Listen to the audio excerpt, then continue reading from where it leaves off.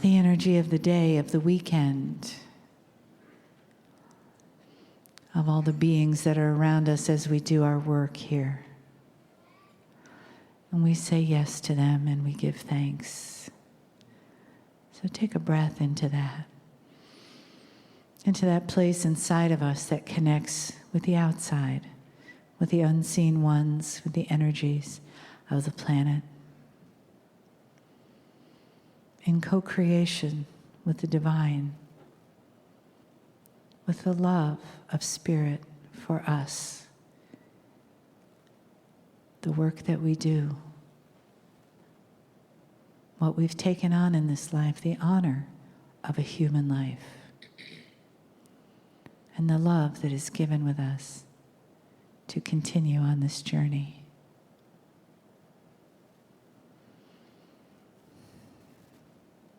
We hold the flame of these days in our hearts as we go forward, remembering what we've been given, using what we know of who we are as sacred, radiant, magnificent beings here on the planet at this time. And here we also receive the love and the guidance and the honor and the messages from Kryon.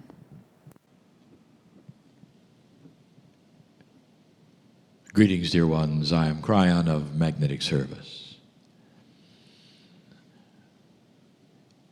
Every time the messages begin, there are a few moments of adjustment. The adjustment is for my partner, it is for you, it is for those listening. For truly, the messages are given almost in another dimension. For the human being, it's the dimension of belief. That you could really switch gears and in your mind stop listening to a human and instead listen to a multidimensional message from the other side. And what would I say to you today? Perhaps it's even a little different than before. I start with enamorment for the human. For you pulled it off. A colloquialism that means you really did it. Almost at the last moment, the timing brought you to the end of a cycle. And you did it without another war. You went through it without strife. And yet you really don't know what you've done. You find yourself in a brand new energy. Since 2012, many things are reacting and changing. Not just you. And that's what I want to talk about. Let's start with one of the basics. The crystalline grid of this planet. I have discussed, talked about, channeled.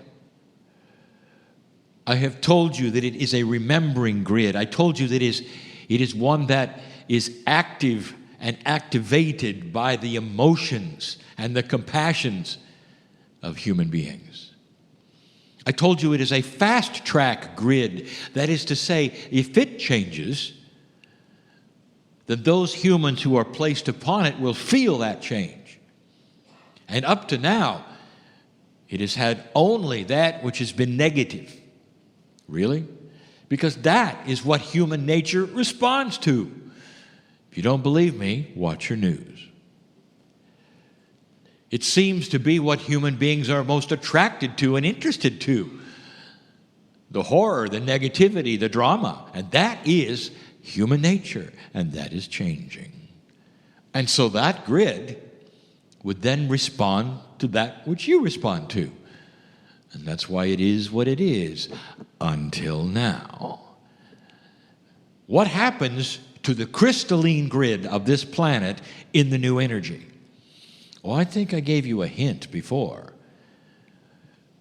Dear ones, it's almost like it was rebooted. And the things which it remembered before, which were negative and dramatic, in the places it remembered them, will start to diminish and disappear. It's almost like the timing created an entire different physics for you, for the planet. It's a fast-track grid. That is to say that you are now imprinting it fresh. When you reboot something, all that was before goes away and it starts again. And dear ones, that is what's going on. Now, I started simple. For the crystalline grid is an example, and it's fairly linear, and you can understand it. But then there are those who have asked the esoteric questions about time. Now, if you have not been part of the seminar, it's difficult for you to comprehend the discussion, only because the seminar gave it, that is to say, it explained it. It gave it credibility, and the knowledge was displayed about the circle of time. Now, the circle of time is not anything that you really feel, because for you it is straight line, past, present, future. But the reality is it's fractalized. It goes in a circle. It really does. And in a certain way, you might say that as things happen, they create bumps on the road so that when you go in the circle again, you feel the bumps, or you see them coming, or you feel that something is going to happen, and that literally often creates the thing happening again. That's fractal time. It's been studied, displayed, there's physics behind it. So what happens to that? What happens to the fractals? What happens to the events on the timeline in the past that might trigger the future? I'm here to tell you something. The whole timeline, all of the fractals, everything is starting to be rebooted. And when they disappear, dear ones, time itself starts to change. And why? Because human consciousness is part of it. If you reboot fractal time, it means that the things in the past will not affect you today or tomorrow in the future like they did in an older energy where you kept tripping on them and they kept coming around and you had war after war after war because that was what was expected. And that was human nature. Now, if this is the case and the timing of things starts to be different, you are writing a new timeline. You're creating new bumps. But the bumps may actually be positive, not negative. Fractals are that way. They're going to react no matter what you do, except that the old ones and the old energy won't be here. You might say you've cleaned it. Controversial. It's controversial in physics. Time is time. No matter what happens, it would tend to be thought and perceived to always be the same. The process is the same, eons of the same, and suddenly I'm saying to you, it's being changed. The catalyst? Consciousness. So let's go one step further. If the fractals are changed, would that affect the reaction of humans about the past? The answer is, oh yes. Suddenly, this may very well be the beginning and the seed planting of peace among their former enemies. And where do you see that on the planet that is so profound? And the answer is the Middle East. Middle Eastern people and civilizations do not expect what I'm telling you. I was in a large theater, and my partner took me there, sitting alone on the stage in the lights with 1,000 Israelis. And they were there to hear a message from Kryon. Hopefully about their land or not, they don't know what Cryon's going to say. And I told them that they were chosen to bring peace on earth, that they were tasked to create peace on earth, and that they were the only ones that could do it. And it would not come from the outside, it would not come from the West, only from them. And the reaction that I got, the consciousness that I could feel, because I know what's being thought, was how? When for eons, this is what we wanted. And since the 40, when permission to return to the land and create it was given, even since then, it just got worse. How? Are you going to turn a magic switch, Kryon, so that suddenly we can have peace in this land? And the answer was, no, they already did it. And they did it in December 21, 2012. And the reset has begun with the perception of the past, because the fractals are gone or being rewritten. And there's going to be children who are going to ask the question, tell me again, Dad, why it is I'm supposed to hate them? I'm not truly getting it. Tell me again, what happened in the past is supposed to do what to me now? Tell me, Dad, why can't we bring it forward into now? Tell me, Father, why we can't wipe away people who are now dead and gone and what they did, and start now and look into their eyes and say, let's work it out. And it's going to happen on both sides. And there will be a lot less emphasis on who did what to whom and why and when. And instead, there'll be a consciousness of a clean grid and a start over, and an idea that maybe, just maybe, consciousnesses can come together without the past dictating who hates who. What a concept.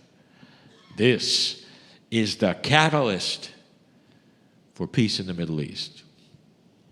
And it would never have happened if you had not passed this marker. There's more. The light and the dark balance of the planet starting to rearrange itself is going to create more wild cards. Wild cards in the form of human beings making change in ways and in places you don't expect. There's one way overdue in New York City at the United Nations. For it's an old organization with wonderful ideas about helping the planet, but stuck in its politics. What will happen there? If you don't see much, it may actually cease functioning. These are the things that I'm telling you that you don't expect. An organization out to create peace on earth may be dysfunctional and go away. Or a wild card may come and restructure it all under great controversy and almost no funding. That's what wild cards do. You may find it in business, in banking. New ideas never tried before, radical to the max. Expect these kinds of things. But they have to grow on you. So there may be some starts and stops. There may be seed planters who don't make it, and others who will come in after the seeds start growing. That means ideas that are not accepted yesterday that may actually then be accepted later, because as you evolve, you'll see the wisdom in them.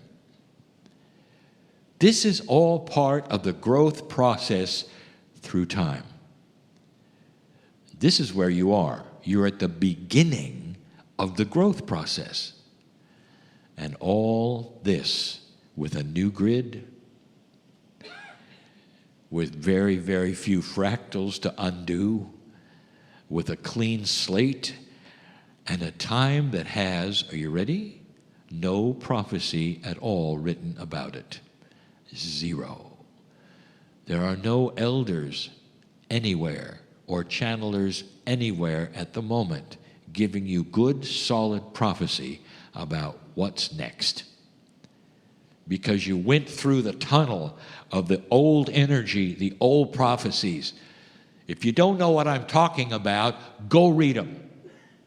Where are you supposed to be right now? And the answer is dead.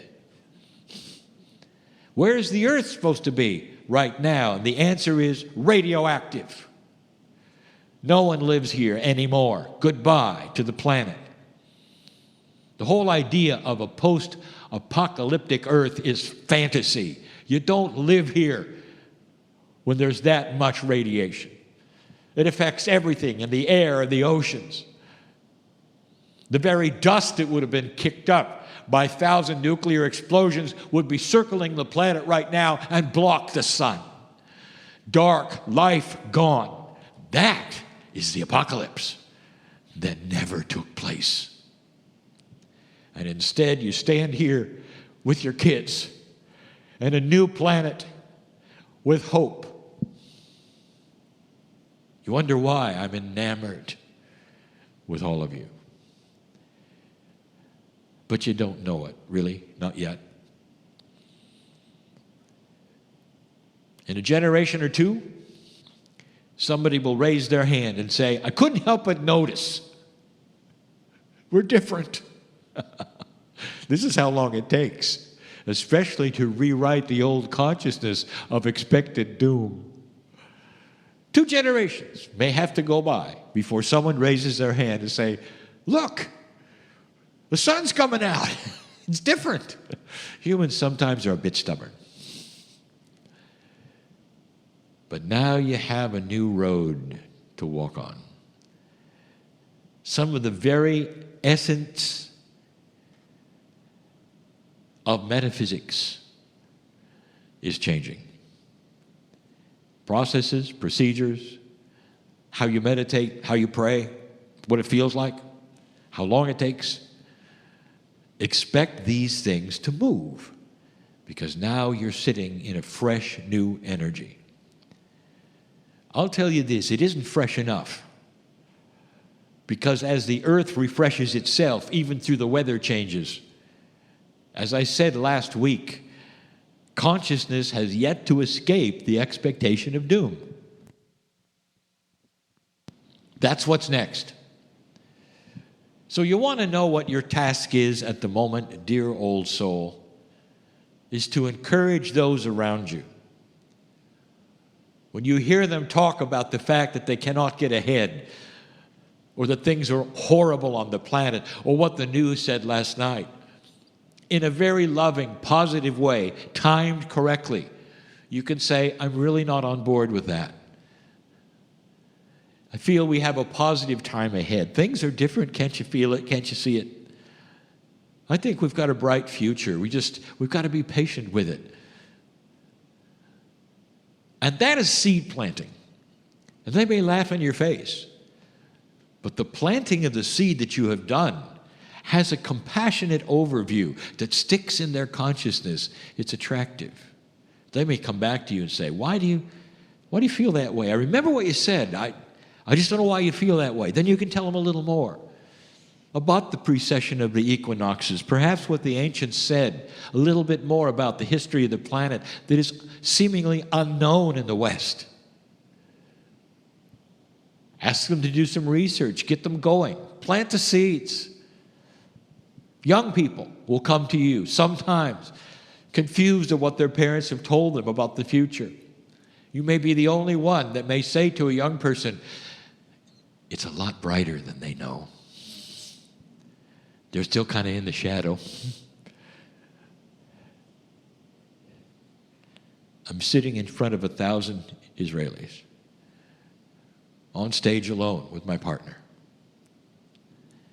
And I told them, I said, in a black and white Israel, color is coming. And the whole idea was foreign to them because it never's been there. It's always been a black and white Israel. And then I told them, it's up to you. And now I'm telling you why these things have a propensity to change in a new energy. And the potential is ripe for that change. Now, the timing of it is up to the humans. Did you hear that? Spirit is not in control of free choice. How long will it take is up to them, you, human consciousness, and if you believe this message today, everyone who's hearing it. Are you going to pick it apart? Discuss it on YouTube? And comments of how stupid it is. And if you are, and you read that, that's a human being who has not escaped yet. The whole idea of doom. And that is what is going to be rewritten first. What do you expect? Dear old soul, I want you to leave this place with those questions in your mind. What do you really expect? And if you expect the sun to come out and the energy to win here in the light, if you expect that which is unexpected in the Middle East, if you can see what the wild cards are doing and not be fearful and worried, if you're in that place, that's the first step to cognizing what really is going to happen here. A new planet, new consciousness, new ways starting to grow up. The end of war. The beginning of something you don't even expect is coming. Color is coming. That's the message. You are having things around you change to support you, and if you didn't figure it out, it's the grid, it's time, it's fractals, maybe even physics itself. As the field starts to come forward and synchronize and harmonize things even more. It's a wonderful message. Do you believe it? Free choice. But old soul, some of you are feeling it. Don't be confused because your life is not necessarily cooperating with everything I've said. Because the timing of your awakening and change and recalibration is unique to you. Did you hear that? We don't have a group of old souls all taking one pill. Each one of you, so unique, so different, will awaken and evolve at different times for different reasons. Sometimes the synchronicity of what's coming will not allow it yet. And you're jumping up and down saying, how come I don't get it? You'll find out when the train arrives. Then you can get on it. But if you wake up too soon and go to the station, you're going to be frustrated the train isn't there. Let synchronicity work for you, not against you. Be patient with all things. What do you do while you're waiting? Why don't you sit there and say, thank you, God, for loving me? Why don't you accept God within? Why don't you think what is beautiful in your life that you can think about? What kind of positive change can you make while you're waiting? This starts to clean up the fears, the anxiety, and all the things that are not compassionate and beautiful. I have been accused of being the Pollyanna channel. I admit it. I am. Because I know what's coming. I've seen it before. Free choice. You can do with it what you wish. But I've seen it. I know where it's supposed to go. And you're well on your way. But dear ones, you just started. This is the beginning. That's enough for now. What are you going to do with all of this? Some cannot digest what I've said yet. But later you'll realize it, you'll see it, you'll understand it. And others of you get it right now. Again, you're all on different paths. Spirit knows who you are. Spirit knows your name. You're not in the dark. You're not without support. How does that make you feel? From the beginning of the channeling, 28 years ago, I gave you the metaphor, very beginning. I dare you. Climb in the closet, shut the door, turn off a light. Too bad. All the angels that came in with you are still with you. You can't get rid of us. That's the God in you, surrounded by that which you would call